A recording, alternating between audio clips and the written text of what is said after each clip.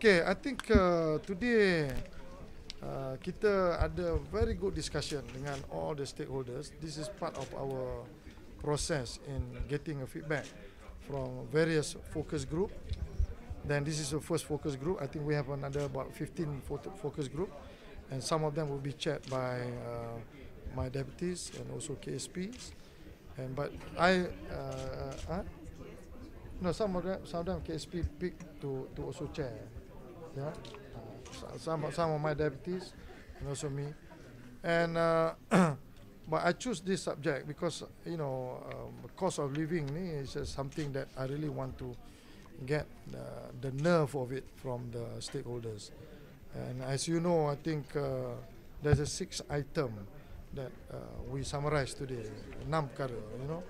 One is about how do government control about the escalation of food, and then transportation, and then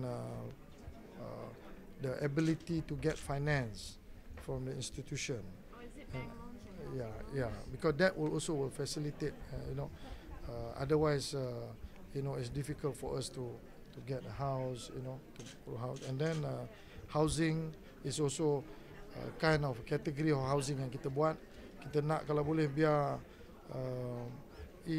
it can basically goes to the people who really need house, not people who are actually buying house for investment.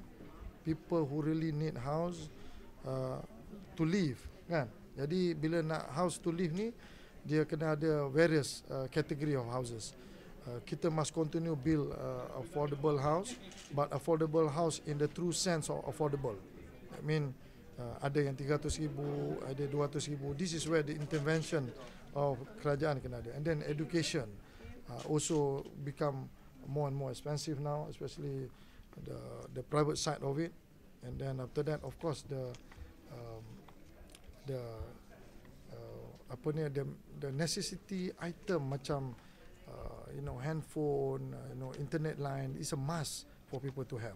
So we have to incorporate this as part of the cost of living, because nowadays I think the younger generation, they cannot live without internet and also phone. And these are costs to them. I think this is something that I think we need to also look into the entire cost of living. The cost of living is no more about food. There's a lot of spectrum of items that we need to look. I think we'll look into all this detail and see how we can think about coming up with a formula to have. But I know it's not easy, especially around this time when we want to do the budget. I think we have already lost 30 billion of our revenue from the oil sector. There's a lot of things that we need to juggle, and a lot of various ministries need to have their own budget where they need also to do a lot of things and programs. So these are something that I think we need to look in detail. So you say that there are concerns that one of the reasons for rising cost of living is also because the implementation of GST, and everyone has taken that as an yeah, but I think kalau you tengok pasal GST ni, I have already explained. This is not a system or the tax system that we pick up from air and then introduce to people. This is the system that replace what we already have before, which is SST. Dan kalau you tengok system ni, is the most efficient system. I've repeated it many times. I've said it many times. And because of this system, we are able basically to capture back some of the black economy that has been missing from our system, bring back them to a proper reporting.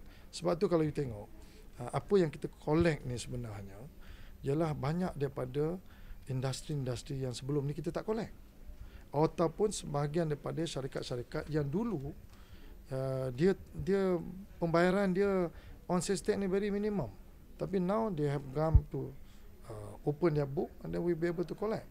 And then for the public yang berpendapatan rendah, kita pun juga pastikan bahawa some of the basic item yang dia nak perlu pakai, macam all the beras, gula, minyak, sayur, anything, basket of good yang dia perlu pakai oleh penduduk-penduduk ataupun rakyat yang berpendapatan rendah ni, kita tak kenakan dia tax. Dan malah kita juga bagi juga beri kepada mereka untuk pasti untuk subsidize some of the payment yang dia nak kena bayar. So I know it's not easy to manage it, but at the end of the day we must have a good system to implement. So are you